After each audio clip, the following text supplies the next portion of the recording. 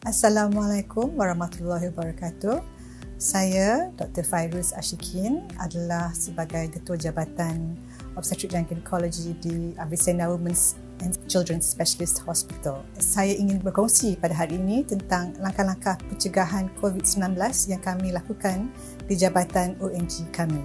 Kami di Jabatan ONG di Avicenna Women's and Children's Specialist Hospital mengambil langkah berjaga-jaga mengikut garis panduan terkini dari Kementerian Kesihatan Malaysia untuk memastikan ibu-ibu kami dan juga pesakit ONG kami dibendung daripada wabak COVID-19. Berikut adalah langkah-langkah yang kami lakukan, seperti semua pesakit ketika datang ke hospital akan melalui jalan pintu masuk di hospital akan disaring.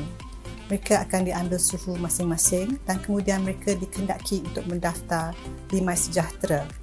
Mereka juga diinginkan untuk mengisi borang iaitu deklarasi tentang COVID-19 di mana mereka akan mengatakan sama ada mereka pernah mengalami apa-apa sejarah ke tempat-tempat yang red zone ataupun tempat-tempat yang risiko tinggi.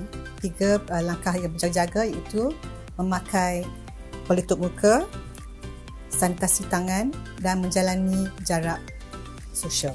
Jika ibu-ibu ni atau mana-mana pesakit kami mengalami mana-mana positif di dalam deklarasi borang mereka ataupun mereka mengalami apa-apa gejala, mereka akan dengan serta-merta dibawakan kepada khemah saringan COVID kami. Semua pegawai-pegawai kami dan semua petugas-petugas perubatan kami akan memakai pelitup muka dan juga memakai PPE sebagai langkah pencegahan. Mereka pada waktu pagi dan selepas setiap pesakit, mereka akan membuat sanitasi tersendiri, iaitu mereka akan lap semua tombol-tombol pintu, semua pembukaan yang telah disentuh atau mungkin disentuh oleh pesakit ataupun mana-mana orang. Mereka juga dikendaki menjalani saringan terutama jika mereka mengalami apa-apa gejala seperti demam, batuk, sesama, perubahan selera. Ini agak dikhawatirkan kalau di mana-mana pegawai kami mengalami apa-apa gejala dan untuk mengelakkan mereka mendapat COVID-19. Di klinik ONG, kami sentiasa ada pelitup muka di kaunter kami jika ada pesakit-pesakit atau ibu-ibu atau peneman mereka telah datang dan terlupa pelitup mereka. Sebab kita mahu mereka mengamalkan memakai pelitup muka sentiasa di setiap meja yang ada di kaunter kami dan juga sebelum masuk bilik konsultasi pakar, terdapat hand sanitizer di mana mereka harus menjalani sanitasi tangan mereka. Dan juga mereka digalakkan untuk mengalami penjarakan sosial. Semua tempat duduk di klinik kami adalah diletakkan khusus secara 1 meter jaraknya. Polisi hospital kami mewajibkan semua pesakit perlu menjalani ujian COVID sebelum mendaftar masuk ke ward dan juga bagi peneman yang meneman pesakit. Ujian COVID ini dilakukan di khemah saringan kami dan tidak memerlukan apa-apa temujanji. Biasanya ujian itu mendapat keputusan dalam jangka masa seawal-awalnya 6 jam dan selewat-lewatnya 12 jam. Bagi pesakit-pesakit kami, semua pesakit yang dikendaki dimasukkan ke ward secara elektif ataupun secara emergency perlu melakukan ujian COVID-19.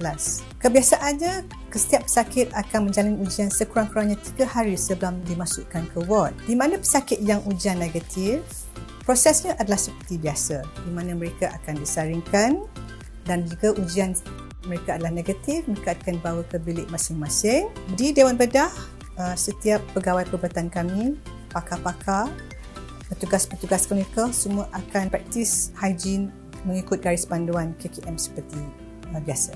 Ketika kemasukan ke ward, terutama ibu-ibu yang sedang akan menjalani proses kelahiran, kami faham di mana ibu-ibu ni perlukan peneman. Di waktu wabak ini, kami amat menyuruh kepada para pesakit di mana kami cuma membenarkan seorang peneman sahaja. Pesakit-pesakit tersebut akan berada di dalam bilik kami, bilik bersalin, tapi jangan dikhawatirkan sebab kami ada pegawai perubatan dan juga jururawat kami yang terlatih untuk meneman dan memberi sokongan moral kepada ibu-ibu kami.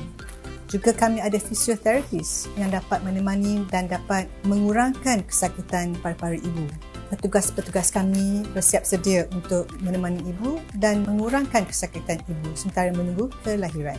Dalam norma baru ini, kami tidak menggalakkan pelawat untuk datang ke hospital. Jikalau ada pesakit kami yang mungkin dalam tahap kritikal, iaitu berada dalam neonatal intensive care unit, maka kami boleh membenarkan satu pelawat untuk melawat pesakit tersebut. Kami di Avicenna sentiasa mengutamakan keselamatan dan keselesaan ibu-ibu yang bersalin di Avicenna Women's and Children's Specialist Hospital.